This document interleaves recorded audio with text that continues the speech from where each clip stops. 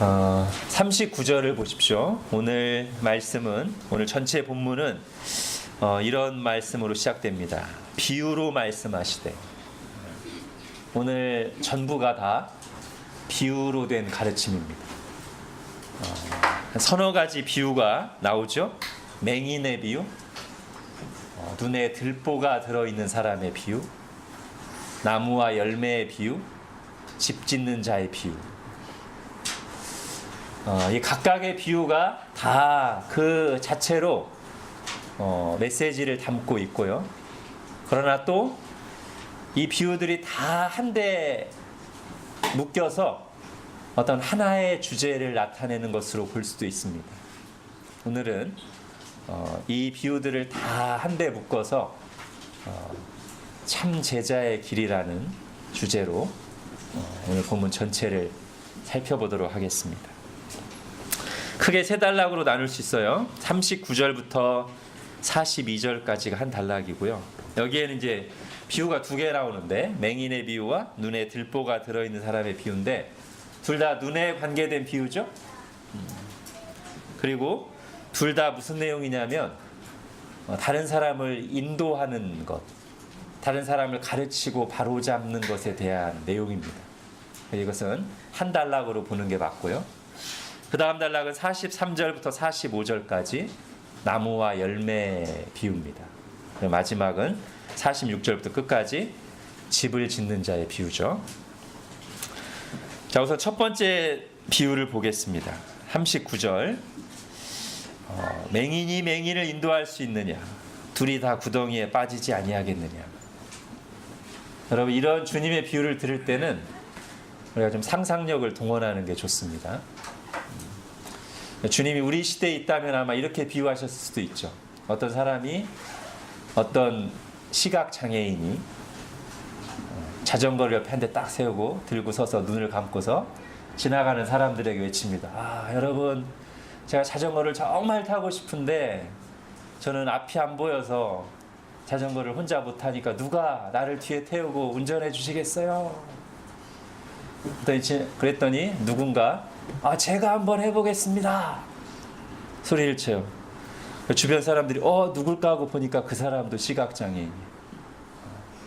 그럼 주변 사람들이 마음이 어떻겠어요? 불안하죠. 시각장애인이 혼자 자전거를 못 타서 어쩔 줄 몰라 하는데 자기도 시각장애인이면서 제가 한번 자전거를 몰아보겠습니다. 여러분, 자기가 맹인이면, 그 사람이 혼자 길을 가면 그냥 그 사람 혼자 불안하고 위험할 뿐입니다. 그러나 시각장애인이 자전거를 운전하겠다고 다른 사람을 태우고 나서는 순간, 다른 사람의 인도자를 자처하는 순간, 그것은 문제가 달라지는 거예요. 그건 그냥 자기가 좀 불편하고 불안한 게 아니라 다른 사람의 생명을 책임져야 되는 중요한 위치에 서는 것이고, 자기만 불편하고 힘든 게 아니라 다른 사람까지 위험으로 몰아넣는 아주 무책임한 그런 일이 되는 것이죠. 지금 주님이 그것을 말씀하시는 겁니다. 여러분, 다른 사람을 인도하고자 하는 소원은 기본적으로는 격려받아야 될 좋은 소원입니다. 특히 다른 사람을 하나님께로 인도하고자 하는 마음이 우리에게 있다면 그것은 하나님께서 부어주신 정말 좋은 소원일 수 있죠. 여러분, 사실 은혜 받을 때 생기는 좋은 변화 중에 하나가 뭡니까? 자기 중심에서 벗어나서 하나님 중심이 되고, 나만 좋은 것이 아니라 다른 사람도 섬기려고 하는 마음, 그런 소원이 부어지는 것이 은혜 받을 때 일어나는 일이잖아요. 그죠? 그러니까 자기중심적인 신앙은 은혜를 못 받았다는 징표일 수 있어요. 은혜 받을 때 일어나는 정말 바람직한 변화는 자기중심에서 벗어나는 거예요.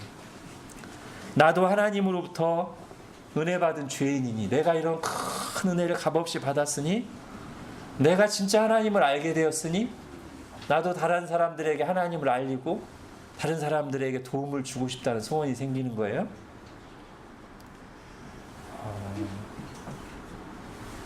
우리에게 이런 소원을 부어주시는 이가 주님이신데, 오늘 본문에 보면 주님은 동시에 그런 소원을 가지고 선을 행하려는 자, 다른 사람을 인도하는 자에게 경고도 함께 주십니다. 그 경고가 뭐예요? 다른 사람의 인도자가 되려는 자는 자기가 먼저 눈을 떠야 된다는 거예요. 다른 사람을 가르치고자 하는 자는 자기가 먼저 진리를 깨달아야 된다는 거예요. 자기가 눈을 뜨지 않고 진리를 알지 못하면서 섣불리 인도자의 자리에 서는 것은 마치 맹인이 맹인을 태우고 자전거를 끌고 가는 것과 같이 위험하고 무책임하고 어리석은 일이란 말이죠.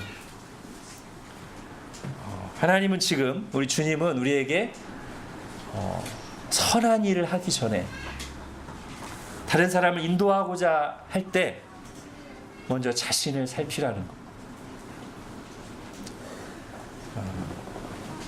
여러분, 복음을 모르는 사람이 말씀을 가지고 다른 사람들 가르치게 되면 이 말씀이 복이 되는 것이 아니라 무기가 될 수 있습니다.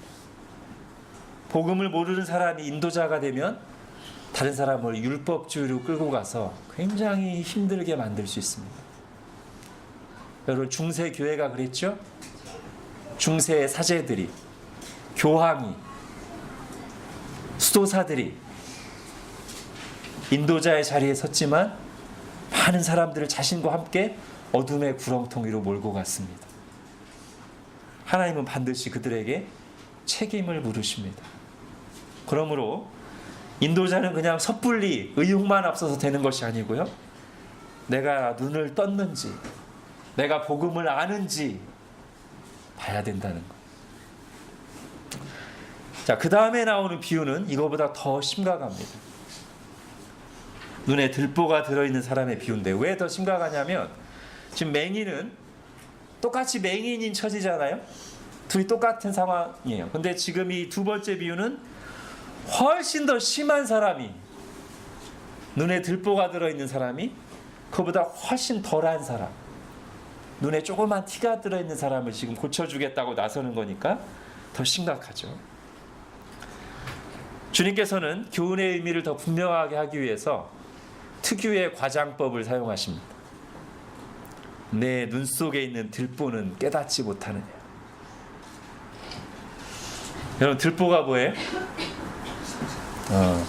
옛날에 집 지을 때 기둥들을 뚝 세우고 그 기둥 사이를 딱 연결하는, 거의 지붕을 올리기 위해서 큰 나무 통이죠. 요즘엔 철로 하죠. 이게 영어로 들보가 뭘로 되어 있냐면 빔이에요. 빔 알죠? 철제 빔. 여러분, 이 들보, 이 빔이 사람보다 대부분 크잖아요. 이게 어떻게 눈 속에 들어가요? 그러니까 과장법이죠. 눈 속에 들어갈 수도 없을 뿐더러 이런 것이 눈에 들어있는데 어떻게 모를 수가 있어요? 근데요, 이게 이 비유에서는 과장법이고 불가능한 일인데, 이 비유가 가리키는 실제 상황에서는 불가능한 일도 아니고요, 과장도 아니에요. 이런 일이 얼마든지 일어날 수 있어요. 어떤 경우냐면 42절 뒷부분에 보십시오. 외식하는 자요. 외식하는 자가 다른 말로 뭐예요? 위선자, 그죠? 위선자들에게서 바로 이 모습이 얼마든지 나타날 수 있어요. 즉, 자기에게 있는 훨씬 더 큰 잘못, 더 심각한 문제는 깨닫지 못하면서, 또는 알면서도 그대로 놔두고 반복하면서 그보다 훨씬 작은 다른 사람의 문제는 못 견뎌하고 분노하고 당장 바로잡으려고 하는 모습이 이 모습이에요. 눈 속에 들보가 들어있으면서 다른 사람의 티는 빼려고. 또 이 표현을 보십시오. 그것도 이렇게 말씀하시죠. 주님이 어찌하여 형제에게 말하기를, 형제여 나로 네 눈 속에 있는 티를 빼게 하라. 제발 내가 너를 좀 바로잡고 고치게 해다오. 너 심각하다. 정작 그 말을 하는 자신이 훨씬 더 심각한 상황이 있다는 것이죠. 이 말을 정말로 들어야 될 사람들이 이 당시에 1차적으로 누구였냐면 바리새인들이에요. 그죠? 사실 이 6장에 나오는 이 교훈들이 시작된 배경이 뭐냐면 6장 앞부분에 나오는 안식일 논쟁을 통해서 예수님이 드디어 그들과 등을 돌리고 새로운 하나님의 백성 공동체를 형성하시면서 이 교훈이 주어지는 거잖아요. 근데 그 바리새인들이 어떤 사람들이었냐면 바로 이런 모습이었어요. 자기들 속에는 하나님에 대한 사랑, 사람에 대한 사랑이 전혀 없는 훨씬 더 심각한 상황이면서 예수님을 사랑해서 예수님을 쫓다가 배가 고파서 밀이삭을 조금 잘라 먹었는데 그걸 견디지 못하고 어찌하여 안식일 저통을 어기느냐 라고 따지는 모습이 바로 오늘 본문의 모습이고요. 또 예수님이 그들을 깨우쳐 주시기 위해서 일부러 그 다음 안식일에 한 손 마른 사람에게 일어나서 그 손을 고쳐주려고 하시자. 그리고 그것을 고쳐주시기 전에 안식일에 선을 행하는 것과 악을 행하는 것 어떤 것이 옳으냐 라고 말씀하시는데 전혀 깨닫지를 못하고 그 말씀 앞에 자신을 비춰보지 못하고 안식일에 환자를 고쳐주신 예수님을 죽이려는 마음으로 부글부글 끓고 있는 그 바리새인들이 이제 오늘 본문에 해당되는 사람들이죠. 근데 여러분, 지금 이 말씀은 누구에게 하고 있는 말씀이에요? 그들에게 하고 있는 말씀이 아니고 그들을 뒤로 하고 이제 새롭게 예수님을 따르는 사람들이 모였는데 그들에게 하시는 말씀이에요. 왜 그러죠? 바리새인들만 위선자가 될 수 있는 유전자를 가진 게 아니고 지금 예수님을 믿겠다고 그리고 저 바리새인들은 정말 마음에 안 든다고 예수님을 따라 나온 사람들도 똑같은 유전자를 가지고 있기 때문에 제자들에게 말씀하시는 겁니다. 우리 얘기인데요.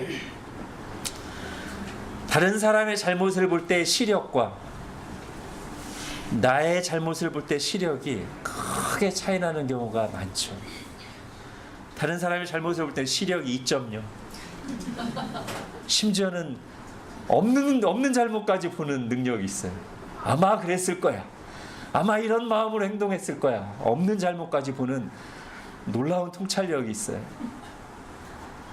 그러나 자신의 분명히 드러난 잘못, 자기 마음속에 있는 자기가 이미 알고 있는 그 악한 감정에 대해서는 크게 보지 않고 못 보고 이해심이 충만한 경우가 많죠. 내 감정과 잘못은 그럴 수도 있고 상황을 생각할 때 충분히 이해하고 넘어갈 수 있는 것이지만 다른 사람의 잘못은 하나님의 말씀에 비추어 볼 때 아주 심각한 죄여서 그냥 넘어가서는 안 되는 반드시 당장 바로잡아야 될 문제로 여기기가 쉽다는 거예요. 근데 우리가 그런 생각에 있는 동안에는 다른 사람을 제대로 돕기는커녕 자기 자신의 문제에서도 계속 갇혀있고 벗어나기 못하기가 쉽습니다. 바리새인들처럼요. 예수님이 말씀하십니다. 외식하는 자여 먼저 내 눈 속에 있는 들보를 빼라. 그 후에야 네가 밝히 보고 형제의 눈 속에 있는 티를 빼리라.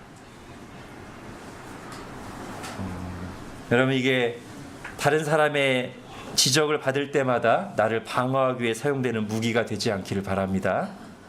자기 자신에게 적용해야 되는 말씀이에요.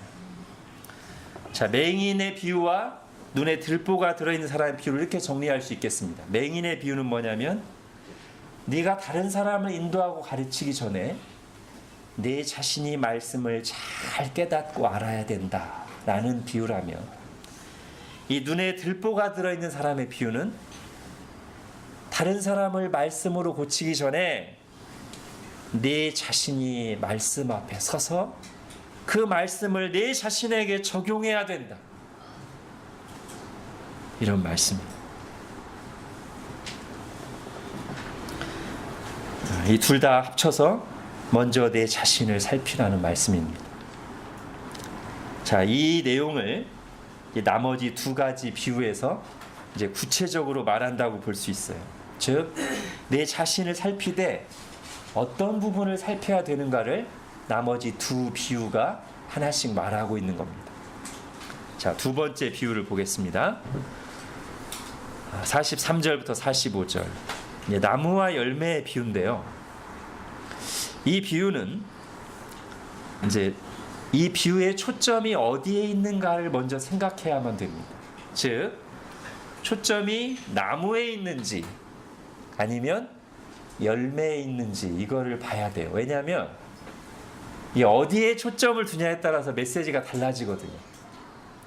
자, 우선 사실 이 나무와 열매는 뗄래야 뗄 수 없다는 것을 43절, 44절에서 말씀하십니다.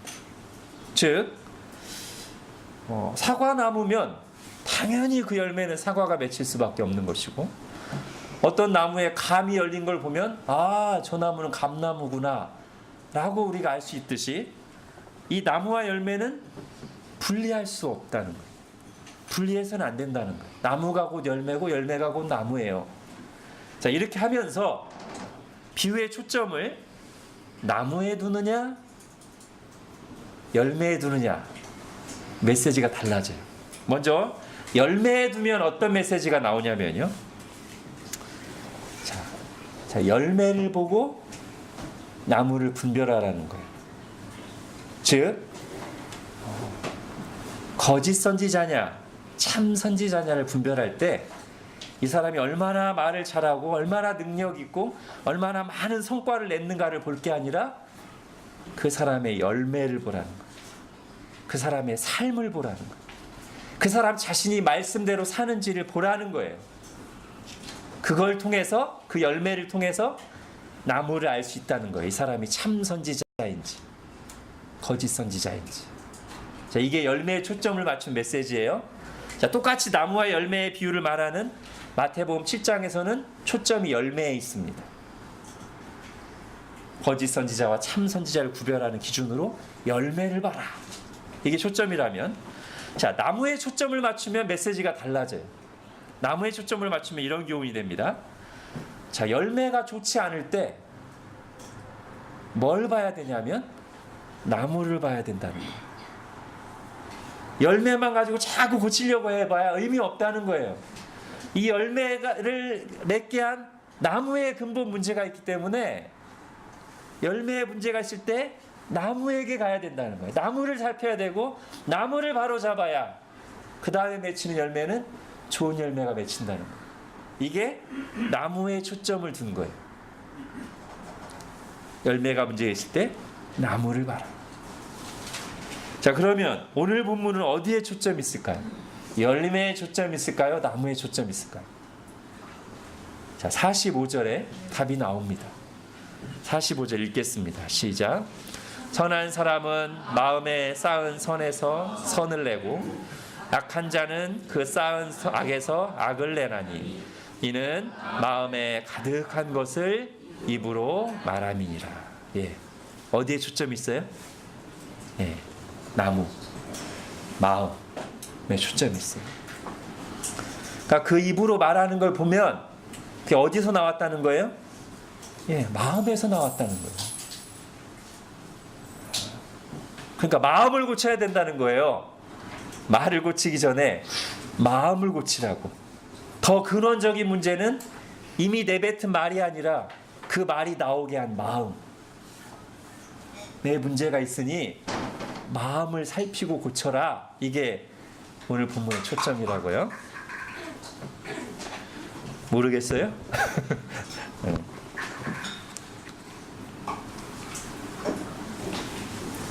자, 여러분, 말을 통해서 우리의 마음과 신앙이 드러나는데 이것은 여러 가지 방식으로 드러납니다.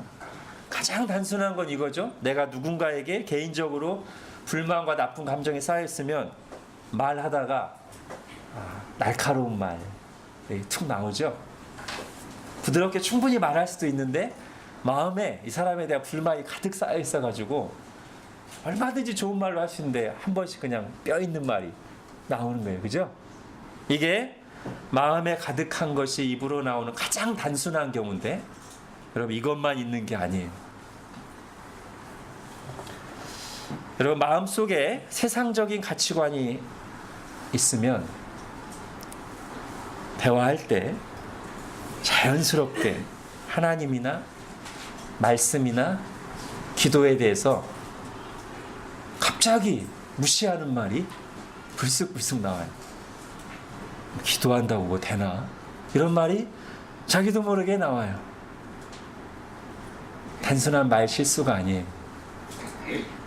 실제로 기도에 대한 주님의 말씀을 우습게 여기고 실제로 기도하면 주님이 들으신다는 것을 진지하게 받지 않고 있는 것. 그게 어느 순간 툭 나오는 거예요. 말씀에 대한 믿음 없음, 말씀을 소홀히 여기는 것이 그냥 불쑥 나와요. 말씀은 이론인 것처럼 하는 말이 그냥 불쑥불쑥 나와요. 말씀을 정말 하나님의 말씀으로 진지하게 받지 않고 말씀은 늘 예배 때마다 듣지만 내 마음속에서는 말씀은 이론적이야. 그게 그냥 어느 대화하다 보면 불쑥불쑥 나와요. 또 있습니다.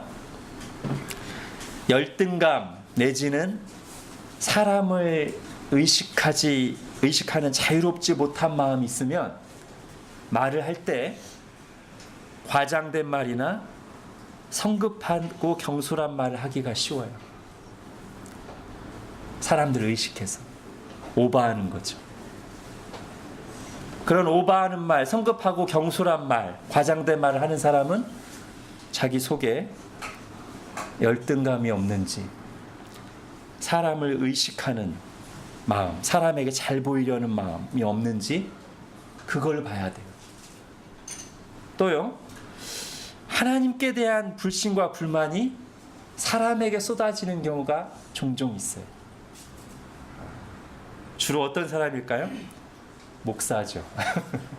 하나님께 불만 있으면 목사한테 거칠게 나와요. 이스라엘 백성들이 그랬죠? 광야에서 하나님께 불만 있으면 늘 그게 누구한테 나오냐면 모세한테나. 또는 우리 마음속에 변화되지 않은 성품과 과거의 부정적인 경험, 우리가 보통 상처라고 하는 그게 내 내면의 어두움으로 자리 잡고 있으면 어떤 비슷한 상황이 되면 갑자기 조금 평범하지 않은 반응, 부정적인 말, 강한 말로 나오죠. 자, 이 모든 것들이 우리 마음에 있는 것이 말로 나오는 방식이에요. 자, 이때 뭘 살펴야 된다고요? 내가 이번 말은 실수했어 하고 넘어갈 게 아니고 그것이 반복될 때는 내 마음을 살펴야 돼요. 이 말이라는 열매가 나오게 한 나무를 봐야 돼요. 우리가 그렇게 반응한다면, 오늘 본문의 주님의 말씀을 진지하게 듣고 그렇게 반응하면 그때가 내가 말로 한 번씩 실수할 때마다 내가 주님을 만나고 성장할 수 있는 좋은 계기가 돼요. 저에게도 이와 관련한 진한 경험들이 몇 차례 있습니다. 그냥 대수롭지 않게 지나가는 작은 말 실수인데 계속 제 속에 생각나서, 그 사람이 뭐라고도 안 했는데 그냥 제가 계속 생각나고 너무 괴로워서 하나님 앞에 나가서 이제 기도하는 거죠. 근데 처음에는 인간적인 생각이 먼저 들어요. 어떤 거죠? 내가 왜 그랬을까 그때. 그러면서 그 사람이 나를 어떻게 생각할까. 여기까지는 그냥 인간적인 생각이에요. 근데 더 기도하면서는 그 말이 나오게 한 내 마음 중심에 있는 깊은 교만이 보이기 시작하죠. 그런 말이 나도 모르게 나오게 한 내 속에 있는 이기심, 자기 중심적인 모습이 기도할수록 선명하게 보이기 시작하죠. 사랑이 없는 죄인이라는 것이 아주 기도하면 할수록 말씀과 함께 나의 마음을 찌르기 시작하죠. 영적으로 깨어있지 못하고 무너져 있던 내 모습이 나의 그 작은 말실수 속에서 발견되죠. 그래서 그것을 하나님 앞에서 인정하기 위한 씨름의 시간을 갖는 거예요. 맞습니다, 주님. 제가 교만한 죄인입니다. 사랑 없는 죄인입니다.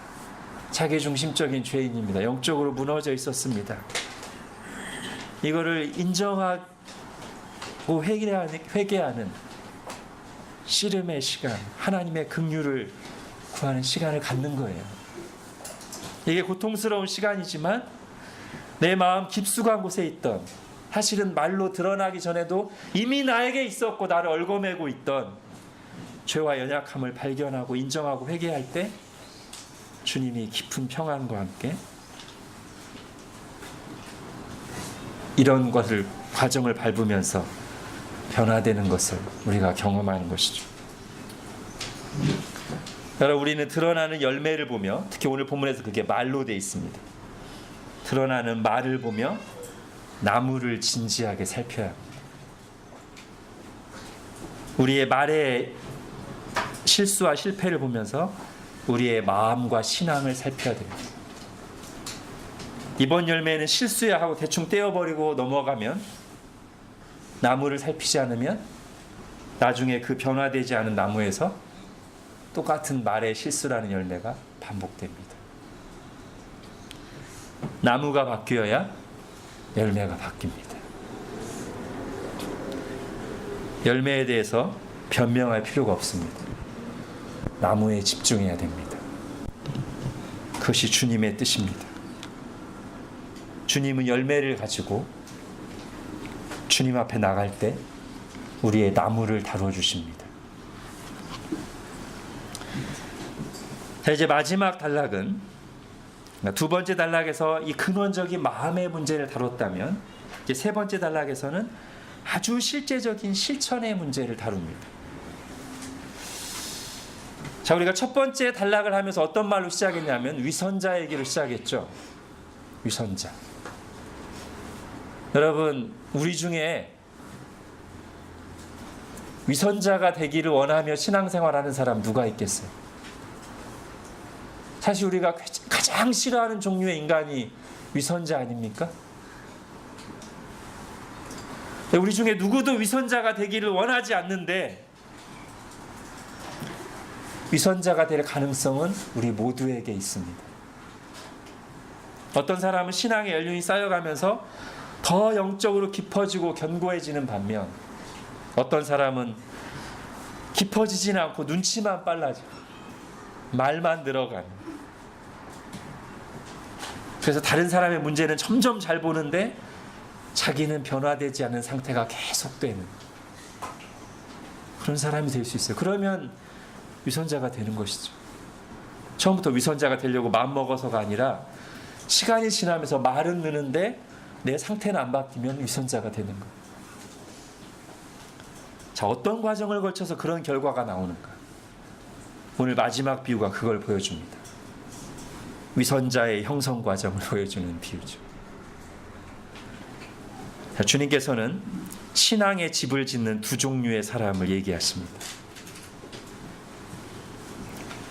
말씀을 듣고 순종하는 사람과 듣기만 하고 실천이 없는 사람, 이 두 사람을 집 짓는 자로 비유해서, 말씀을 듣고 순종하는 사람은 집을 짓되 깊이 파고 반석 위에 집을 짓는 사람과 같다.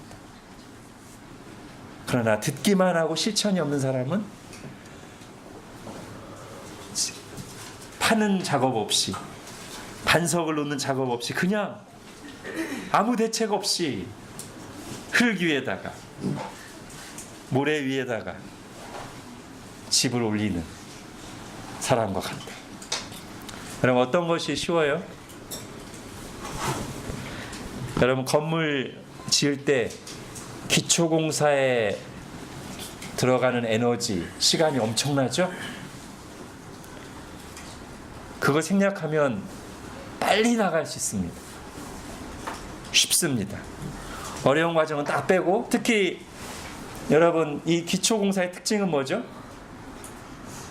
나중에 짓고 났을 때 보여요, 안 보여요?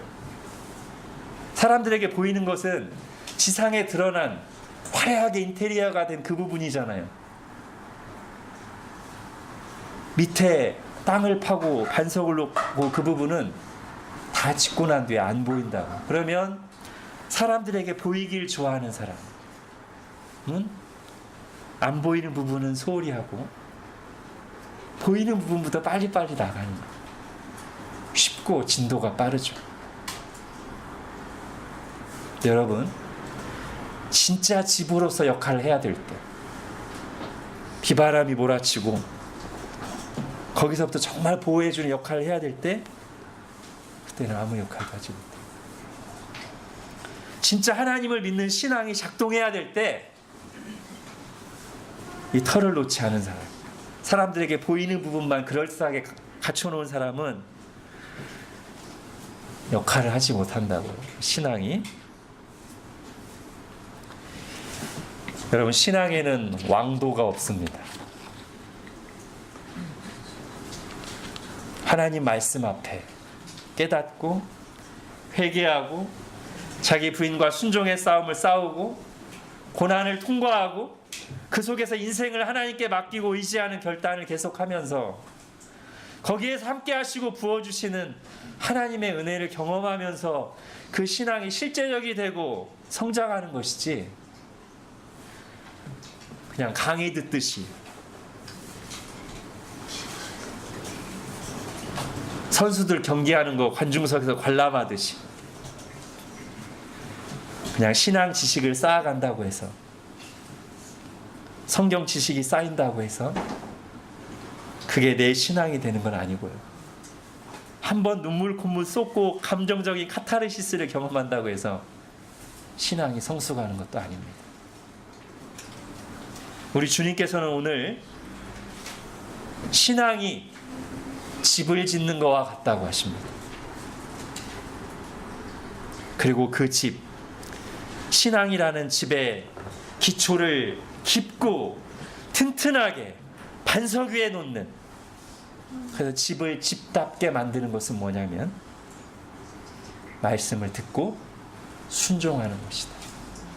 실천하는 것이다.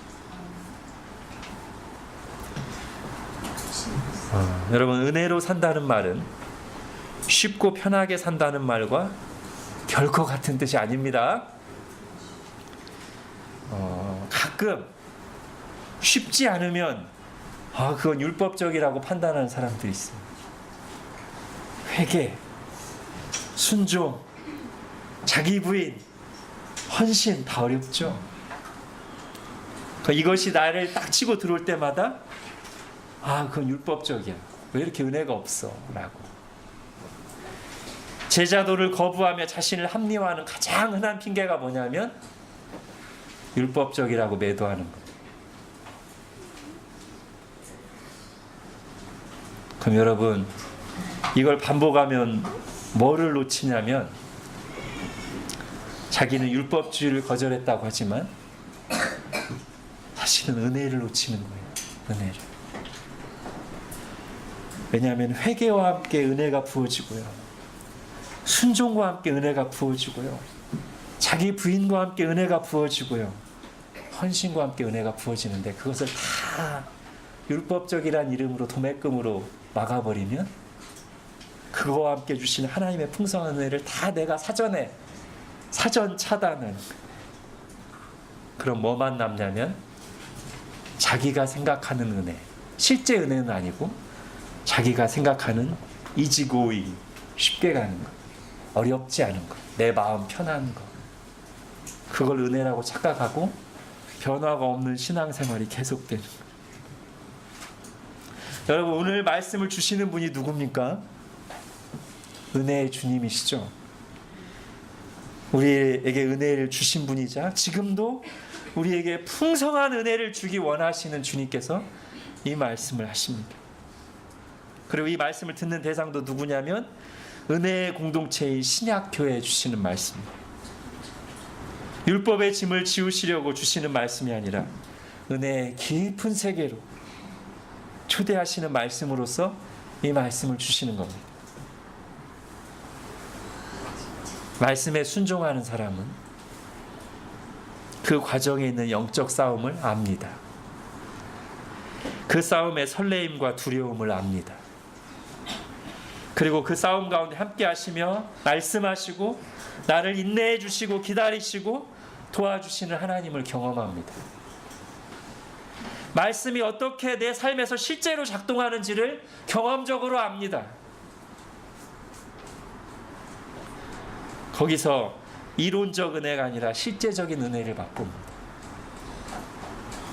그리고 그렇게 경험한 살아있는 은혜가 우리의 신앙의 집을 깊고 견고한 터 위에 세워줍니다.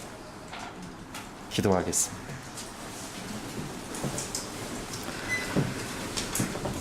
하나님, 우리가 위선자 후보들입니다. 위선자를 가장 싫어하고 위선 떠는 사람들을 판단하는데 누구에게 뒤질세라 말하지만 우리 자신이 위선자의 후보들임을 고백합니다. 하나님, 그러하오니 오늘 말씀을 귀 기울여 진지하게 듣고 다른 사람을 말씀으로 판단하기 전에 내 자신이 말씀 앞에 정직하게 서게 하여 주옵소서. 혹시 말씀이 실제 삶에서 어떻게 작동하는지, 고난 중에 그 말씀이 실제로 어떻게 일하는지, 하나님이 말씀으로 인생을 다스리신다는 것이 무엇인지 막연한 사람들이 혹시 있다면 하나님, 오늘 이 주님의 말씀 앞에 자신을 진지하게 살피게 하여 주시고 자신의 마음을 살피며 자신의 순종을 살피게 하여 주시고 그래서 이 말씀과 함께 씨름하게 하시고 주님의 은혜를 구하게 하시고 실제 순종의 자리에, 영적 싸움의 자리에 나아가게 하여 주셔서 이후에 다시 우리가 비슷한 말씀을 나눌 때에는 말씀이 어떻게 삶에서 작동하는지, 하나님이 어떻게 말씀으로 나를 찾아오시고 실제 고난 중에 내가 고민하는 문제 가운데 말씀으로 나를 인도하시고 도와주시는지가 더 이상 막연한 이론적인 얘기가 아닌 나의 고백이 되도록 은혜를 베풀어 주옵소서. 혹 그런 은혜를 과거에 맛보았지만 그것을 무용담으로만 늘어놓고 지금은 구체적인 순종에 한 걸음 빠져 있는 사람들이 있다면 하나님, 오늘 말씀 앞에서 다시 각성하게 하시고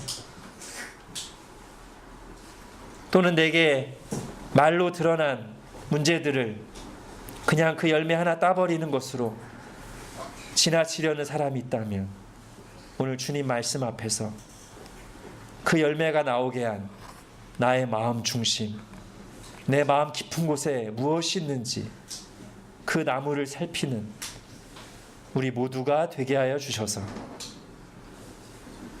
우리가 마음과 삶에서 실제로 변화가 있고 열매를 맺는 저희들 되게 하여 주옵소서. 예수님의 이름으로 기도합니다.